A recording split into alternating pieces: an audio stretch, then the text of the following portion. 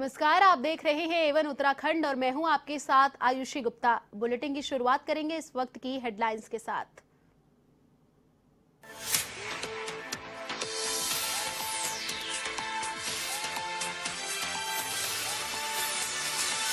उत्तराखंड के नेता प्रतिपक्ष प्रीतम सिंह ने संभाला कार्यभार। डॉक्टर हृदय देश के निधन से खाली था पद। हाल ही में कांग्रेस आलाकमान के निर्देश पर मिली जिम्मेदारी।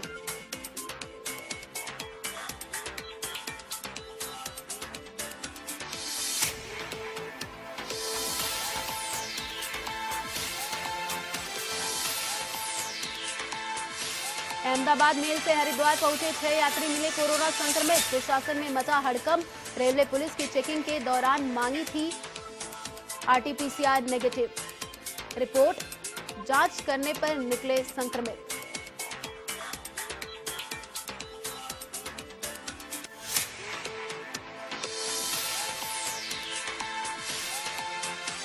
कठोर भू कानून की मांग को लेकर युवाओं ने किया प्रदर्शन।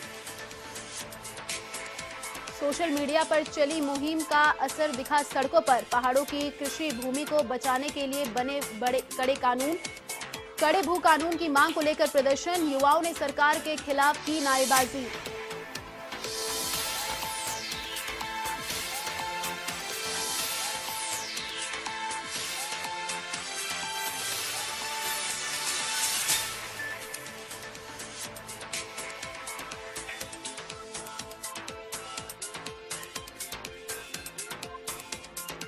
बाजपुर में चीनी मिल श्रमिकों को मिला किसानों का समर्थन। किसान नेताओं सरकार से की श्रमिकों की समस्या का समाधान करने की मांग। कहा स्थानीय विधायक के मंत्री होने के बावजूद परेशान है मजदूर।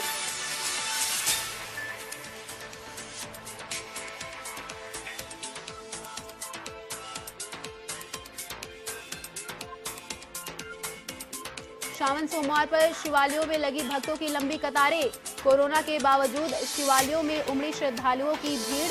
हरिद्वार ऋषिकेश में सुरक्षा के भारी इंतजाम।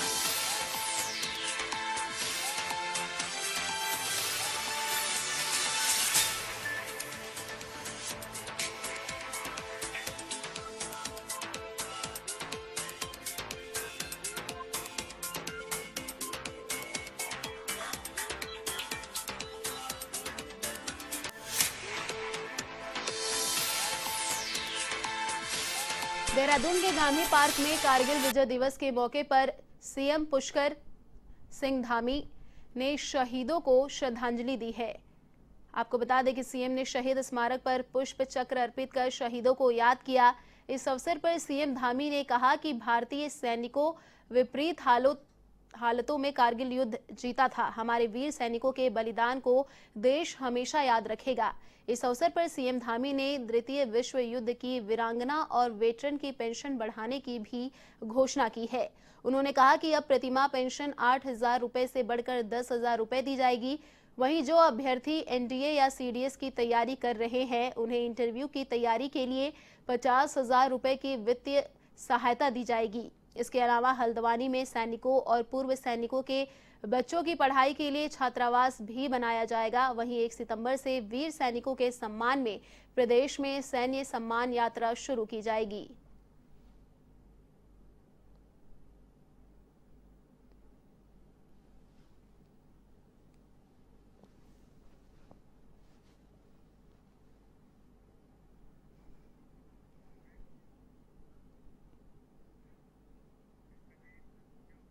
अहमदाबाद मेल से हरिद्वार पहुंचे अहमदाबाद के 6 यात्रियों के कोरोना पॉजिटिव मिलने से हड़कंप मच गया है। जहां एक और राज्य में कोरोना संक्रमण के बेहद कम मामले सामने आने के बाद लोग राहत महसूस कर रहे थे, वहीं अब सोमवार को यह मामला सामने आने के बाद से हरिद्वार के लोगों में दहशत है। जानकारी के मुताबिक सोमवार को अहमदाबाद मेल से हरिद्वार पहुंचे यात्रियों की रेलवे स्टेशन पर चेकिंग की जा रही थी। इस दौरान सरकारी रेलवे पुलिस जीआरपी ने चेकिंग के दौरान उक्त 6 यात्रियों से आरटीपीसीआर नेगेटिव रिपोर्ट मांगी थी। रिपोर्ट न होने पर जीआरपी के जवानों ने इन यात्रियों की जांच करवाई थी। जांच में 6 यात्री कोरोना पॉजिटिव पाए गए, जिसके बाद उन्हें क्वारंटीन किया गया।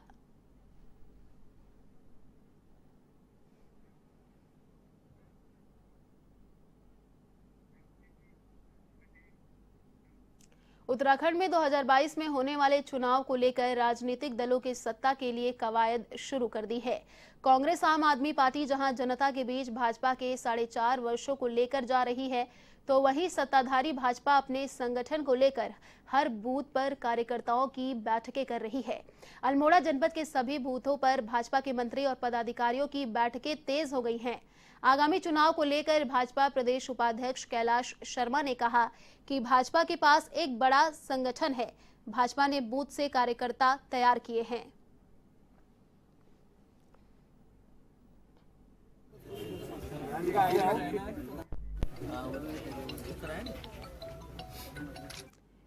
उत्तराखंड को आखिरकार 1.5 महीने के बाद नेता प्रतिपक्ष के रूप में प्रीतम सिंह मिल गया है। समर्थकों की मौजूदगी में कांग्रेस पार्टी के पूर्व अध्यक्ष प्रीतम सिंह ने विधानसभा में कार्यभार ग्रहण किया। उन्होंने कहा कि आगामी विधानसभा चुनाव 2022 में कांग्रेस पार्टी पुनः वापसी करते हुए उत्तराखंड में सरकार बनाएगी। लेकिन कांग्रेस में सीएम के चेहरे के सवाल पर प्रीतम सिंह ने कहा कि क्या मेरा चेहरा खराब है? जीते हुए विधायक ही अपना नेता चुनेंगे। साफ है कि भले ही प्रीतम सिंह को अध्यक्ष पद से हटाकर नेता प्रतिपक्ष की जिम्मेदारी सौंपी गई हो, लेकिन इतनी जल्दी वो अपने हथियार डालने को तैयार नहीं है और न ही वे हरीश रावत के चेहरे पर मानेंगे।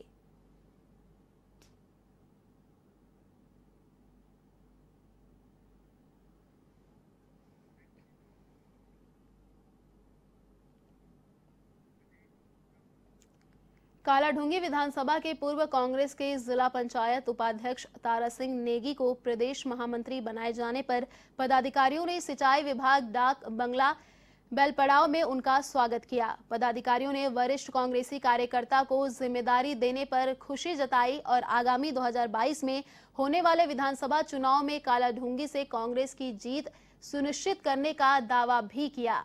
वहीं नवनिर्वाचित प्रदेश महामंत्री तारा सिंह नेगी ने कहा कि 2022 में आने वाले विधानसभा चुनाव में पार्टी द्वारा जिसे भी टिकट दिया जाएगा, उनकी जीत के लिए हर संभव प्रयास किया जाएगा।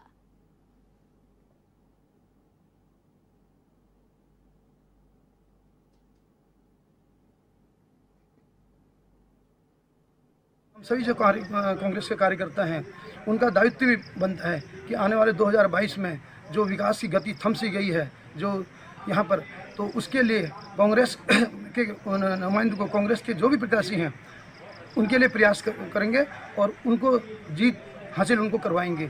और कालाढूंगी विधानसभा के साथ साथ जो हमारी अगल बगल की विधानसभाएं हैं, तो हमारा सभी कार्यकर्ताओं से निवेदन रहेगा कि उसका भी ध्यान रखें। अपने सबके संबंध होते हैं, लिंक हैं, तो अगल बगल सीटों में भी जो हमारे कांग्रेस के प्रत्याशी होंगे उनको हम जीत दिलाने का कार्य करेंगे।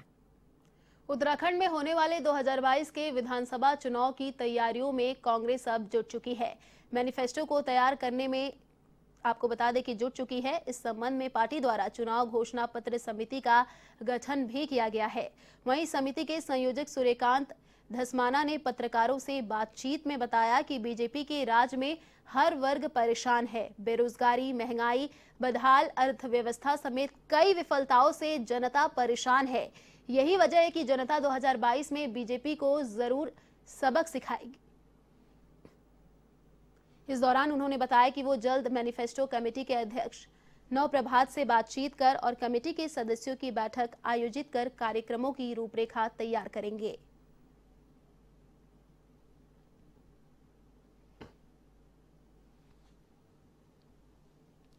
साढ़े 4 वर्षों में इस राज्य का भट्टा बैठाया। राज्य में रोजगार से लेकर के, महंगाई से लेकर के, महिलाओं के खिलाफ अपराध से लेकर के, किसानों की आत्महत्या से लेकर के, इस पे कांग्रेस पार्टी ने लगातार जो 4.5 वर्ष संघर्ष किया है। अब पार्टी पूरी तरीके से जनता के बीच में इन मुद्दों पर जो हमने संघर्ष किया है, उन तमाम बातों को लेकर के पूरे प्रदेश के अंदर जो हमारा नया ढांचा पार्टी ने घोषित किया है, हमारे प्रदेश के अध्यक्ष गणेश गोदियाल, हमारे नेता प्रतिपक्ष श्री प्रीतम सिंह, हमारे चुनाव कैंपेन कमेटी के अध्यक्ष श्री हरीश रावत, सारे सीनियर लीडर्स, इनके मार्गदर्शन में हम पूरे प्रदेश के अंदर तमाम लोगों से राय मशवरा करके पार्टी का चुनाव घोषणा पत्र तैयार करने के लिए हम लोग तैयारी कर रहे हैं। उत्तराखंड में कड़ा भू कानून बनाकर लागू करने की मांग को लेकर सोशल मीडिया पर चल रही मुहिम का असर अब सड़कों पर दिखाई देने लगा है। जनपद टिहरी के ढालवाला 14 बीघा क्षेत्र में युवाओं ने सरकार के खिलाफ सड़कों पर उतरकर प्रदर्शन किया। युवाओं ने सरकार से जल्द हिमाचल की तर्ज पर कड़ा भू कानून उत्तराखंड में लागू करने की मांग की है। साथ ही आपको बता दें, ये भी चेतावनी दी कि यदि सरकार ने युवाओं की मांग पर ध्यान नहीं दिया तो आगामी चुनाव में सरकार को इसके गंभीर परिणाम भुगतने होंगे। आपको बता दें कि इन दिनों पूरे राज्य में कड़ा भू कानून लागू करने की मांग ने जोर पकड़ रखा है। युवाओं का कहना है कि पहाड़ों की कृषि भूमि को बचाने के लिए कड़े भू कानून की सख्त जरूरत है।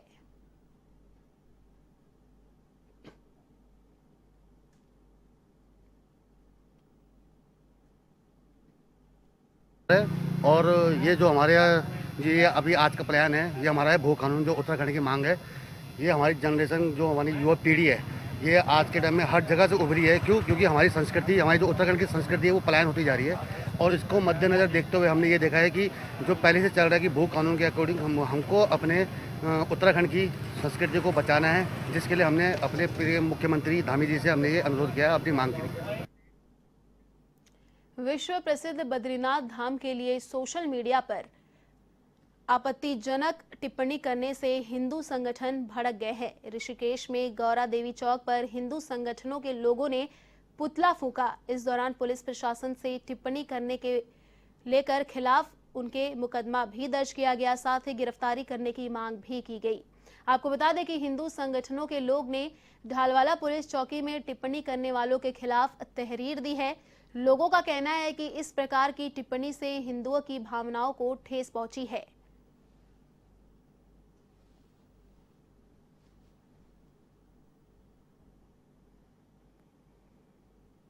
सोशल मीडिया में एक समुदाय के व्यक्ति द्वारा बहुत कुछ बोला जा रहा है जो कि तथ्य अधीन है। बिल्कुल उसका कोई कहीं से सरोकार नहीं है। उस व्यक्ति के खिलाफ हमारे छोटे भाई कृष्णा बड़ोनी द्वारा ढालवाला चौकी में तहरीर भी दे दी गई है। और हम तो सरकार से ही मांग करेंगे कि इस व्यक्ति की जो है ढूंढ की जाए और ये व्यक्ति कौन है, इसके ऊपर कानूनी कार्रवाई बिल्कुल अमल में लानी चाहिए। बाजपुर चीनी मिल में अपनी मांगों को लेकर अनशन कर रहे कर्मचारियों को किसान नेता जगतार सिंह बाजवा ने अपना समर्थन दिया है। इस दौरान उन्होंने कहा कि प्रदेश सरकार को तत्काल चीनी मिल कर्मचारियों की मांगों को पूरा करने चाहिए। ये भी उन्होंने कहा कि बाजपुर चीनी मिल में कार्यरत कर्मचारी विभिन्न मांगों को लेकर अनशन कर रहे हैं। वहीं किसान नेता जगतार सिंह बाजवा ने अपना समर्थन दिया है। इस दौरान जगतार सिंह बाजवा ने कहा कि बाजपुर के विधायक के प्रदेश सरकार में कैबिनेट मंत्री होने के बाद भी समस्याओं का समाधान नहीं हो रहा है।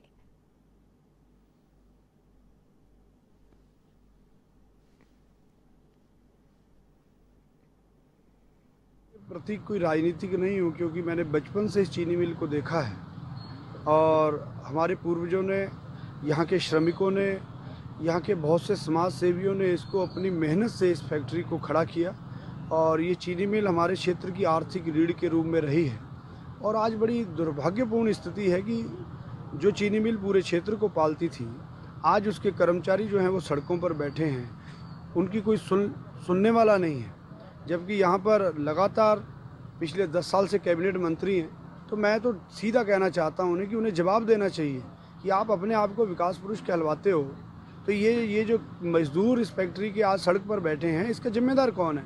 आखिर यहाँ के लोग आपको और क्या दे सकते हैं? आपको कैबिनेट मंत्री बनवा दिया और लगातार 2 बार बन रहे हैं यहाँ से आप। और ये सारी जिम्मेदारी जो है आखिर जनप्रतिनिधियों की नहीं है तो किसकी है? कि आज फिटमेंट को लेकर के मृतक आश्रित धक्के खा रहे हैं कि वो कहाँ जाएं, उनकी कोई चिंता नहीं है। पदोन्नति के जहाँ का विषय लटका हुआ है और यहाँ पे पीछे कुछ पैसा दिया था और वो दिया चीनी मिल को, और उसमें कर्मचारियों को देने के नाम पर इतनी शर्तें लगा दी कि अगर उससे अच्छा तो सीधा ही लिख देते कि नहीं मिलेगा साहब। तो ये सरकार कहीं ना कहीं गुमराह कर रही है। कालाढूंगी देवभूमि उत्तराखंड सफाई कर्मचारी संघ के बैनर तले नगर पंचायत के सफाई कर्मचारियों ने 7वें दिन भी हड़ताल जारी रखी। मांगों को लेकर नगर पंचायत के सभासद हरीश मेहरा, मुराद अंसारी, फारूकी ने भी धरना स्थल पर पहुंचकर समर्थन दिया और सरकार के खिलाफ जमकर नारेबाजी भी की गई। उन्होंने कहा कि अगर उनकी मांग पूरी नहीं होती है तो जब तक धरना जारी रहेगा तब तक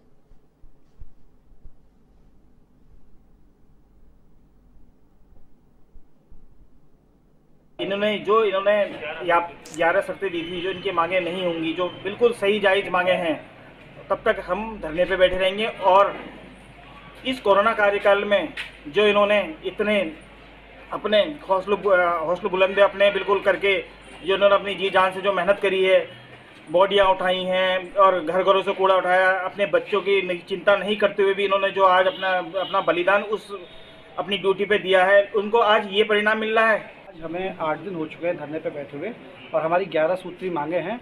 जब तक हमारी सारी मांगे मानी नहीं जाती तब तक हम धरने पर बैठे रहेंगे और कार्य बहिष्कार रहेगा। 8 दिन से सरकार ने हमारी तरफ कोई सुनवाई नहीं की है, हमारी बात सुनने को राजी नहीं है। मुख्यमंत्री जी ने कोई हमसे वार्ता नहीं की है, वो डायरेक्टर वगैरह वार्ता करते हैं और वो कहते हैं हम आपकी बात मुख्यमंत्री जी तक पहुँचाएंगे, जबकि कोई हमारी वार्ता पर कोई ध्यान। उत्तराखंड में इन दिनों सफाई कर्मचारी अपनी 11 सूत्रीय मांगों को लेकर हड़ताल पर हैं। इस कारण से कई जिलों में गंदगी का आलम नजर आने लगा है। बागेश्वर की भी हालत कुछ ऐसी ही नजर आ रही है। बागेश्वर में जगह जगह कूड़े के ढेर नजर आने लगे हैं। हड़ताल के कारण बागनत नगरी कूड़े के ढेर में तब्दील हो गई है। कर्मचारियों का कहना है कि जब तक उनकी मांगे नहीं माने जाएंगी वे हड़ताल पर रहेंगे। वहीं पालिका अध्यक्ष सफाई कर्मियों की मांगों को जायज बता रहे हैं, साथ ही सफाई करवाने का भी आश्वासन दे रहे हैं।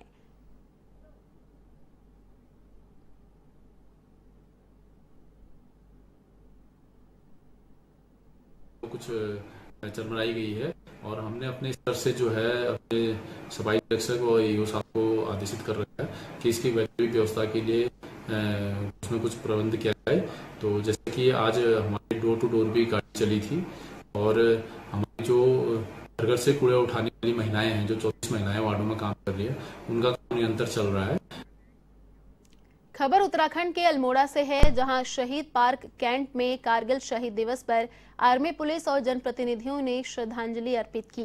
इस मौके पर उत्तराखंड के शहीद 75 जवानों और अल्मोड़ा के 8 वीर शहीदों की वीरांगनाओं को सम्मानित किया गया। इस दौरान जिलाधिकारी नितिन सिंह, एसएसपी पंकज भट्ट, रघुनाथ सिंह समेत अन्य अधिकारी मौजूद रहे।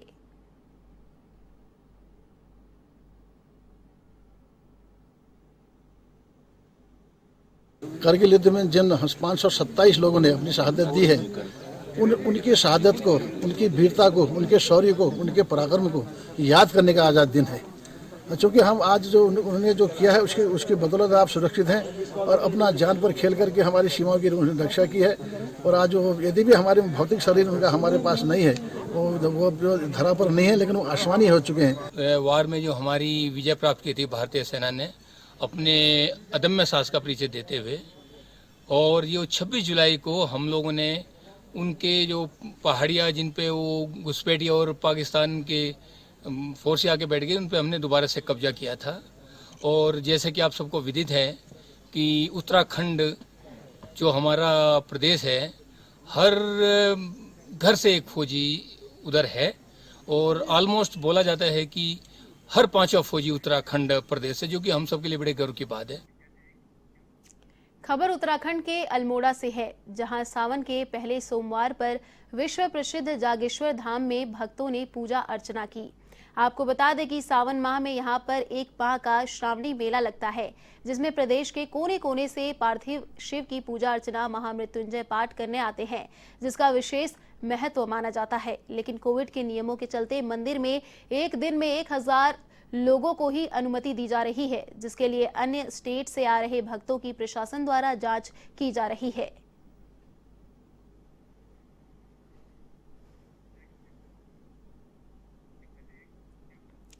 खबर उत्तराखंड के बागेश्वर कुमाऊं क्षेत्र से है, जहां बाबा बागनाथ मंदिर में सावन के पहले सोमवार को भक्तों का सैलाब उमड़ा। श्रद्धालुओं ने पवित्र सरयू और गोमती नदी के संगम स्थल पर स्नान कर मंदिरों में पूजा अर्चना की, जिसका संबंध भगवान शिव से है, जो सभी पापों के उद्धार करता है। शैलराज हिमालय के गोद में बसे सरयू और गोमती नदी के संगर पर स्थित बागेश्वर के बागनाथ मंदिर में, जो धर्म के साथ साथ पुरातात्विक दृष्टि से भी महत्वपूर्ण है। मार्कंडेय की तपस्थली कहे जाने के कारण सावन के पवित्र माह में शिव भक्तों ने बाबा बागनाथ से आशीर्वाद लिया।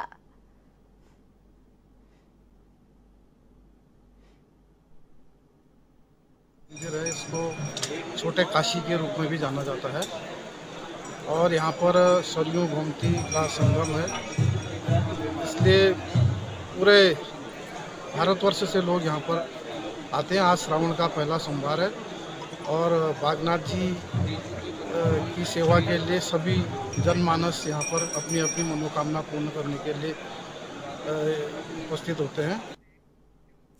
उत्तराखंड को आखिरकार 1.5 महीने के बाद नेता प्रतिपक्ष के रूप में प्रीतम सिंह मिल गया है। समर्थकों की मौजूदगी में कांग्रेस पार्टी के पूर्व अध्यक्ष प्रीतम सिंह ने विधानसभा में कार्यभार ग्रहण किया। उन्होंने कहा कि आगामी विधानसभा चुनाव 2022 में कांग्रेस पार्टी पुनः वापसी करते हुए उत्तराखंड में सरकार बनाएगी। कार्यभार संभालने के बाद ही बीजेपी पर एक बार फिर हमला बोला। प्रीतम सिंह ने कहा कि उत्तराखंड को बीजेपी ने प्रयोगशाला बना दिया है। 4.5 साल में बीजेपी ने 3 मुख्यमंत्री बनाए, लेकिन 2017 के विधानसभा चुनाव में बीजेपी के नेताओं ने जो घोषणाएं की थी उसे अभी तक पूरा नहीं किया जा सका है। प्रीतम सिंह ने कहा कि जनता मन बना चुकी है कि आगामी विधानसभा चुनाव में बीजेपी को हटाकर जनता फिर से कांग्रेस को प्रदेश की बागडोर सौंपेगी।